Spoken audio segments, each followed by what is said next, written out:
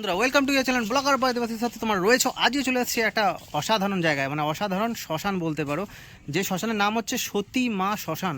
Hello বন্ধুরা, আবারও নিয়ে চলে এলাম তোমাদের কাছে নতুন এক ভিডিও নিয়ে। এরকমই অজানা ও অলৌকিক তথ্যের সন্ধানের খোঁজে, সাথে সমগ্র তথ্য তুলে ধরবো তোমাদের কাছে। নমস্কার। হ্যাঁ, বলছি আপনার নামটা কি রয়েছে? আপনি কি এখানকার স্থানীয়? হ্যাঁ, আমার নাম হচ্ছে গণেশ মালিক। আমার এখান থেকে আমার যেটুকু বয়স তা আমরা ছোট থেকেই দেখছি, এবং এখানে তখন বন জঙ্গলে ভর্তি ছিল। ব্যবস্থা করতে হয়, প্রশাসনের ব্যবস্থা করতে হয়, এত মানুষের ঢল আসে। হ্যাঁ, শিবরাত্রি। হ্যাঁ বন্ধুরা, এই ভিডিওর কিছু অংশটাই মাত্র তোমাদের দেখালাম, কিন্তু সাথে সাথে যত এগোবে তত আরো তথ্য তোমরা জানতে পারবে। তার জন্য অবশ্যই তোমাদের ধৈর্য রাখতে হবে। একটু জেনে নেবো। অনুপ চক্রবর্তী।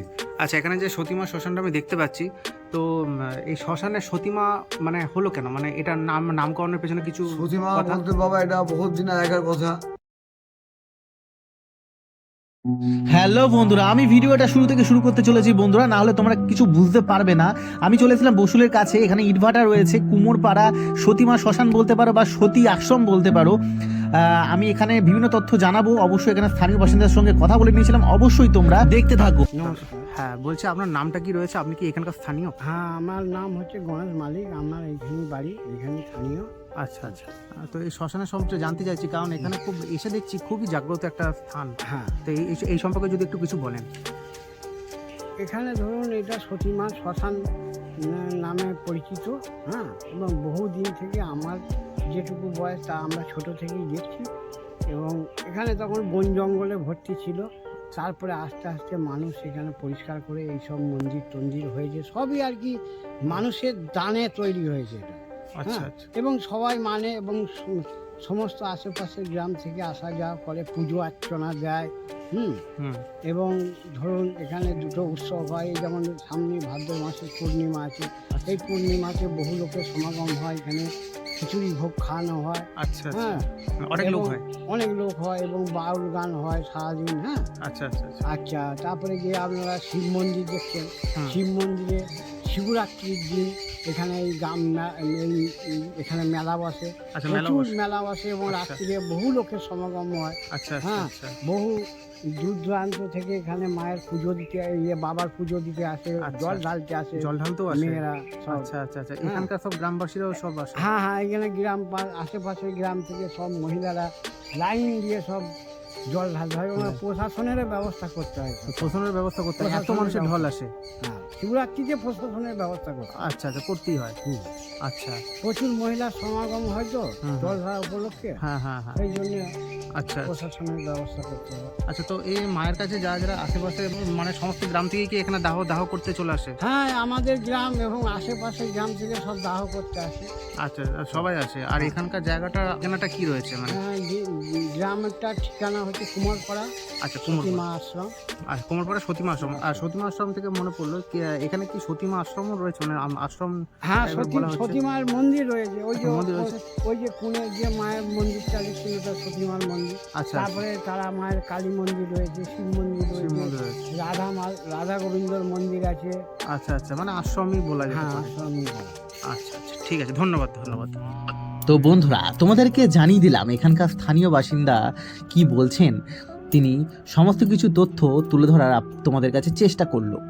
তো আমি আগে আগে যাচ্ছি, এই পুরো সতীমা শ্মশান বা সতীমা আশ্রমটা পুরোপুরি ঘুরিয়ে দেখাচ্ছি। চারিদিকের পরিবেশ যেন, বাতাবরণ যেন কিছু একটা বোঝাতে চাইছে বা বলতে চাইছে, সেরকম একটা উপলব্ধি আমি এখানে পাচ্ছি বন্ধুরা। আর এখানে পরপর দুটি নয়, তিনটি মন্দির এখানে রয়েছে, তার সাথে সতী মায়ের মন্দির রয়েছে, সেটা আমি দেখাবো। আর তোমরা দেখতেই পাচ্ছ সামনাসামনি রয়েছে এই পুরানো স্থান, যেখানে মানুষের শেষ যাত্রা এখানেই ঘটে থাকে। হ্যাঁ বন্ধুরা, সেই জায়গাতেই আমি এখন রয়েছি, আর এখানকার আশেপাশের পরিবেশটাও তোমাদেরকে তুলে ধরার চেষ্টা করছি। বন্ধুরা, এই হলো সেই শিব মন্দির, যেখানে বহু দূর দূরান্ত থেকে গ্রামবাসীরা এখানে আসে বাবার মাথায় জল ঢালতে। শিবরাত্রির সময় জমায়েত হয়ে যায় বহু মানুষ, প্রায় 3 থেকে 4 হাজার মানুষের সমাগম এখানে ঘটে থাকে। এই সেই বাবার শিবলিঙ্গ। আর এখানে একটা অজানা কাহিনী রয়েছে, যে কাহিনীটা তোমরা এখনো পর্যন্ত জানতে পারোনি। তো আস্তে আস্তে করে যত ভিডিওটা দেখবে তত তোমরা বুঝতে পারবে যে এখানকার কাহিনীটা কি রয়েছে, এখানকার গল্প কি রয়েছে। এই পবিত্র স্থানের মধ্যে তোমরা কখনো কোনো শ্মশানে দেখতে পেয়েছো? এরকম 3-4টে মন্দিরের সাথে রয়েছে মা মনসার এই স্থান। সাথে সাথেই তোমাদেরকে দেখিয়ে দেব সতীমা মানে কেন, অর্থাৎ কেন বলা হয়েছে সতী মায়ের আসন বা সতী মায়ের শ্মশান কেন এত জাগ্রত, কেই বা এই সতীমা, সতী মায়ের রহস্যটা কি, সেটা সমস্ত কিছু তথ্য তোমরা যত আগে আগে দেখতে থাকবে তোমরা জানতে পারবে। আর সামনাসামনি তোমাদেরকে সম্মুখীন করাচ্ছে এই রাধা কৃষ্ণের মন্দির, যেটি সামনাসামনি তোমরা দেখতে পাচ্ছ, কিন্তু আলোর অভাবে তোমাদেরকে যতটা সম্ভব দেখিয়ে দিলাম। এই পরিবেশের মাঝে আমি যখন চলে এসেছিলাম, সত্যি একটা আলাদা ধরনের অনুভূতি এখানে এসে আমার মনে হয়েছে। তাই তোমাদের পুরো জায়গাটা আমি ঘুরিয়ে দেখাবো। সাথে রয়েছে মা কালীর একটি জাগ্রত মন্দির, যেটা আমি সম্মুখীনে চলে এসেছি, তোমাদেরকে দেখাবো সেই মা কালীর অপরূপ দৃশ্য আর অপরূপ রূপ। মায়ের চমৎকারী মায়ের দর্শন তোমরা করে নিতে পারবে বন্ধুরা। হে মা জগৎ জননী, সবাইকে ভালো রেখো, সবাইকে সুস্থ রাখো, মঙ্গল করো। অবশেষে আমি এই আশ্রমের বা এই শ্মশানের মূল পুরোহিতের সঙ্গে কথা বলে নিয়েছিলাম, সমস্ত তথ্য তোমরা এবার জানতে পারবে। অনুপ চক্রবর্তী। আচ্ছা, এখানে যে সতীমা শ্মশানটা আমি দেখতে পাচ্ছি, তো এই শ্মশানের সতীমা মানে হলো কেন, মানে এটার নামকরণের পেছনে কিছু সতীমা কথা? বলতে বাবা এটা বহুত দিন আগের কথা। যেখানে যে আমাদের যে আছে কামার বাড়ি, হুম, তা একজনের দাহ হয়েছিল ওখানে, যে মেন শ্মশানের ওখানটাই, আচ্ছা ওই জায়গাটা। আচ্ছা আচ্ছা, এবারে ওখানে আপনার একটা দাহ হয়েছিল, হুম তা ওই বাড়ির ফ্যামিলি, ওই যে মেয়ে ছেলে, হুম, উনি এসে ডাইরেক্ট ওখানেই ঝাঁপ দিয়েছিলেন। আচ্ছা আচ্ছা আই ওপেন, ও ডাইরেক্টই দিয়েছিল। আচ্ছা। তা সেই থেকে এটা সতীমা শ্মশানটির নাম আছে। সতী দাহ হয়েছে যখন, আর যেখানে সতীদাহ যেহেতু হয়েছে সেহেতু হচ্ছে হ্যাঁ। সতীমা শ্মশানের রূপে এখানে সতীমা বলা হচ্ছে। শ্মশান রূপে এটা হুম, সতীমার শ্মশান। আচ্ছা। তা আপনি এখানকার মূল মানে হচ্ছে পুরোহিত, তাই তো? আচ্ছা আমি করি, আমার ছেলে করে। আচ্ছা, আপনার ছেলেও করেন। তো কত বছর ধরে করছেন এখানে? কত আমি বছর আজকে আছেন? 10 বছর আছে। বংশ পরম্পরায় হচ্ছে না আপনার? না, এর আগে আরো ব্রাহ্মণ ছিল, আরো ব্রাহ্মণ ছিল। আচ্ছা আমি 10 বছর আছি। আচ্ছা আচ্ছা। তো মূলত এখানে মানে কখন কখন মানে হচ্ছে পুজোটা হয়, মানে বাৎসরিক পুজো বা যে কোনো পুজো যেটা বার্ষিক স্পেশাল? পুজো শিবরাত্রি তো হয় ফাল্গুন মাস, হুম, আর এই যে পূর্ণিমা, ভাদর মাসের যে পূর্ণিমা, আচ্ছা, এখানে মায়ের বার্ষিক পুজো হয়, বার্ষিক পুজো হয়, ভোগ খাওয়ানো হয়। ভোগ খাওয়ানো হয়। হ্যাঁ, 2,500 লোক মায়ের সব ভোগ খায়, আচ্ছা হরিনাম বাউল আচ্ছা সবই হয়, প্যান্ডেল সবই হয় বাবা। আচ্ছা আচ্ছা। তারিখটা কি রয়েছে? 9 ভাদ্র, আচ্ছা, এই যে তারিখে যেটা পুজো হবে মায়ের, হবে। আচ্ছা, 9 ভাদ্র হুম, ঝুলন পূর্ণিমার দিন, ঝুলন পূর্ণিমার দিন, মানে প্রতি বছর নেয়? প্রত্যেক বছর। আচ্ছা আচ্ছা। এখানে যদি কোনো ভক্তরা আর কি কোনো নিজের আর কি প্রবলেম বা কোনো রোগ ব্যাধি নিয়ে আসে বা কোনো কিছু আপনার কাছে চায়, তো সেক্ষেত্রে কি আপনি সেটা উপকার করেন? হ্যাঁ, করা হয়, না আপনি সেটা একদম পুরো সলিউশন করে একদম দেন? solution। আচ্ছা, ভূত প্রেত সব কিছু ঝাড়ানো হয়? হ্যাঁ হ্যাঁ হ্যাঁ, আচ্ছা সবই চলে যায়। আচ্ছা। তো আপনার সঙ্গে যদি কেউ যোগাযোগ করতে চায় পার্সোনালি, তো আপনার কন্ট্যাক্ট নাম্বারটা একটু যদি আমাদেরকে প্রোভাইড করেন। আমার নাম্বার নেই, হ্যাঁ, বলুন। 8371 হুম 06 হুম 0162। আচ্ছা। তো আপনার এই নাম্বারে যারা যারা মানে আপনাকে কন্ট্যাক্ট করবে, তো তাদের একটা সময়সূচি আপনি বলে দিন, কারণ অনেকেরা আছে যে তারা মানে যখন খুশি আর কি কল করে নেয়, তো সেই ক্ষেত্রে আপনার টাইমিংটা সকাল 10টা থেকে হুম রাত্রি 10টা পর্যন্ত। রাত 10টা পর্যন্ত যে যে কোনো time। হ্যাঁ যে পারবে সে কল করতে পারবে। আচ্ছা আচ্ছা। আর এখানে একটা মূলত মানে যে ঠিকানাটা, মানে যারা দূর থেকে আসবে বা যে কোনো প্রান্ত থেকে আসতে পারবে, মানে আমার ভিডিও তো অনেক জায়গাতে, কলকাতা সব জায়গাতেই যে সব দেখে, জায়গায় যাবে, হ্যাঁ। তো আপনার এখানে মূলত ঠিকানাটা একটু যদি পরিষ্কার মূলত করে বলেন। ঠিকানা বর্ধমান থেকে চাপলে বরশুল নামতে হবে। হুম হুম বরশুল থেকে নেমে ওখানে টোটো করলে সতীমা শ্মশান বললে হুম সবাইকে নিয়ে চলে আসবে। এসব ওখানে চলে আসবে, মানে এখানে বললেই হবে? হ্যাঁ।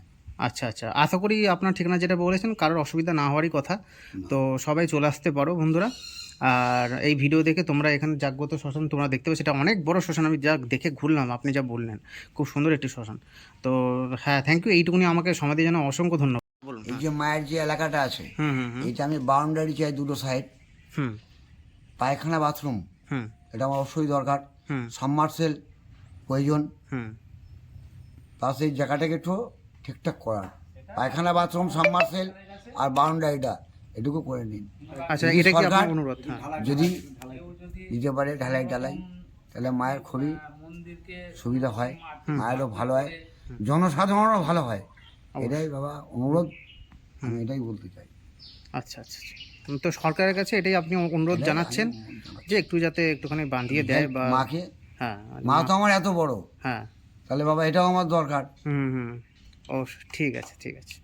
তো বন্ধুরা, সমস্ত তথ্য তোমাদেরকে খুলে জানালো এই মহাশ্মশানের মূল পুরোহিত, এবং সরকারকে অনুরোধ জানালেন এই জায়গাটি সংস্করণ করানোর জন্য।